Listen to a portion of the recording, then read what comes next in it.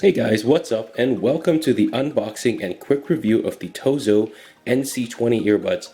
They cost about $115 without sales, and they come with very high definition audio, LDAC support, as well as 14 hours of battery life without the case. So let's test those claims out and see what we got.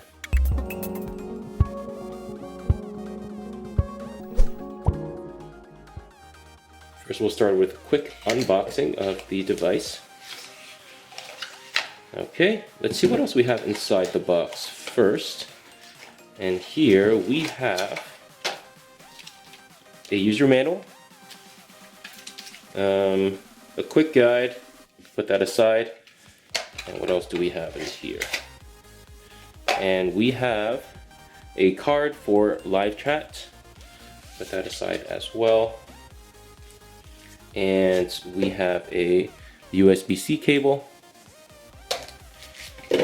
And we have a whole bunch of ear tips. And finally, we have this itself. Okay, so we're taking a look at the actual device itself. It feels decently high quality. There's a Tozo logo here, and the bottom you have a USB-C port as well as a button, which when you press, gives you a nice LED indicator of how much battery life you have left on the device. And we're going to open this up and look inside, and we have the earbuds themselves. They still have the plastic on so they don't turn on. Very nice. And the magnets, let's see, magnets, oops, this side, this side. Yeah, pretty nice and strong. So those will hold your devices in pretty easily. And you can take them out too pretty easily too, because I've had a problem with the Gravistar Sirius Pro where they're really hard to take out of the case because there's just nowhere to grip. So this will be nice and easy to take out. Nice and satisfying snap. Okay, so we're gonna take this off like so. And let's take a look at the build quality. So it's not very heavy, which is nice. I was expecting the stems to be a little bit longer, but they're not. So the stems are not super duper long. I think that's a mic right there. See that little silver thing right there? Those are your charging connectors, your charging dock connectors, and then this should be a touch interface as well. So we're gonna test this out and see what we got. Okay, so I've been using these earbuds for about a week now, and I have to say that I'm very satisfied with these earbuds. It's not perfect, but I will go through it. So one of the cool things is that you can see that on the front there's an LED that shows you the battery life for each earbud, as well as the battery life for the case, right? So talking about battery life first, the battery life for these earbuds are insane. If I had active noise canceling enabled, then these earbuds lasted me about 11 hours, which was really good. Also, the maximum volume for these earbuds goes really high as well. The other thing as well is that these earbuds have really good active noise canceling. So I was not expecting such good noise canceling from earbuds. They're not as good as over-the-ear headphones, to be sure, but they're pretty good. For example, when I was walking beside a car, then it sounded like it made a gas car sound like an electric car. That's how silent it was able to make it. So that's kind of a preview of the noise canceling. It does have transparency mode as well, which allows you to hear the outside. It does make the sounds coming from outside a little bit distorted, but it's still good enough for there.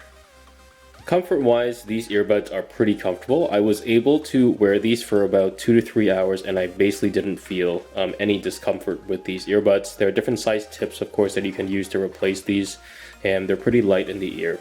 They're not as comfortable as the clip earbuds as well, so but that's to be expected for in-ear earbuds here, but the sound quality is so much better.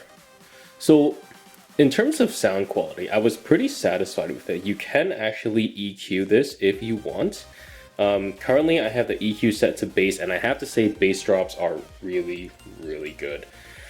First of all, they're sealed. Second of all, they have active noise canceling. And of course, the bass drivers in here are large. Like you can feel the bass drop, especially for earbuds. Of course, you can't compare it to like speakers, etc. But they're pretty good. You can also test the your hearing with this, so it can kind of optimize it. I didn't really bother because I don't think it would do much over there.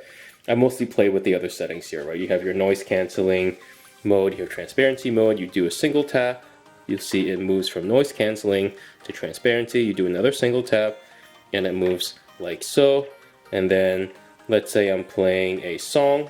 You can probably hear it a little bit through these speakers.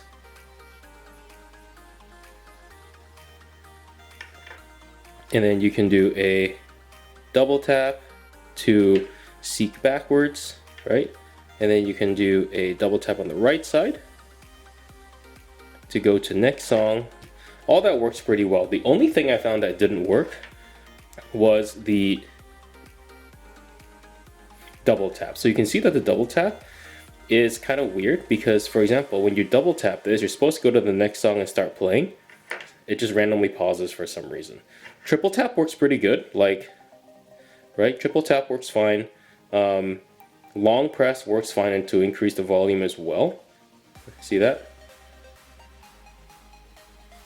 So basically all the taps work. It's just weird that double tap is kind of weird and that it doesn't always work exactly how you expect it to. Which is kind of weird. There's a couple of slightly annoying things with this app as well.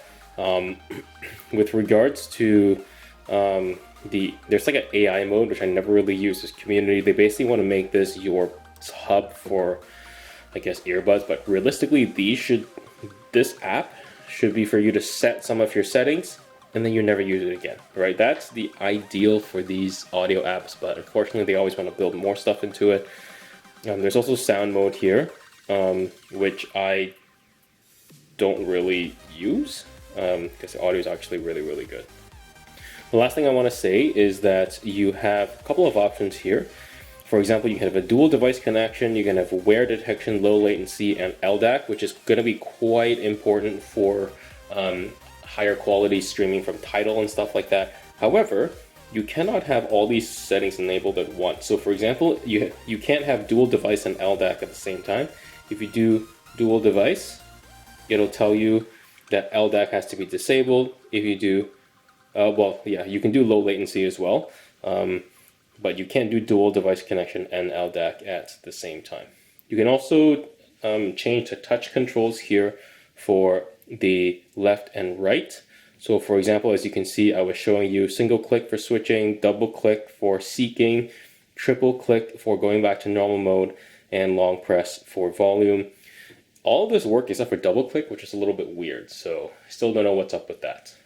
Overall, I'm very happy with these earbuds. The price is actually not too crazy as well. So you can get this for a decent price on any of your major stores. I'm going to have a link in the description down below. Thank you so much for watching, and I'll check you guys out in the next one.